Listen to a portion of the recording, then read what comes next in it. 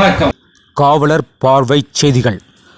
தமிழ்நாடு காவல்துறையின் வீரர் மற்றும் வீராங்கனைகள் விளையாட்டுத் திறனை மேம்படுத்தவும் தேசிய மற்றும் சர்வதேச அளவில் வெற்றிகள் பெறும் வகையில் அவர்களை ஊக்கப்படுத்தவும் தமிழ்நாடு காவல்துறை முன்னெடுத்துள்ளது.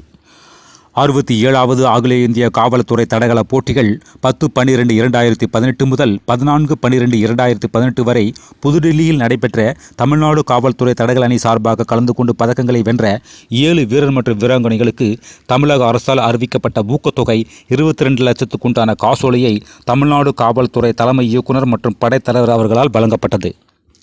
மேலும் 2024ஆம் ஆண்டிற்கான 73வது அகில இந்திய காவல்துறை தடகள போட்டிகள் 10-11-2024 முதல் 14-11-2024 வரை புதுடெல்லியில் காவல்துறையினால் நடத்தப்பட்டு இப்போட்டிகளில் தமிழ்நாடு காவல்துறை தடகள அணி மற்றும் சைக்கிள் அணி சார்ந்த 76 வீரர் மற்றும் வீராங்கனைகள் கலந்து கொண்டு 3 தங்கம் 4 வெள்ளி 5 வெண்கலம் ஆக மொத்தம் 12 பதக்கங்களை பெற்று தமிழ்நாட்டிற்கும் தமிழக காவல்துறைக்கும் பெருமை சேர்த்தனர்.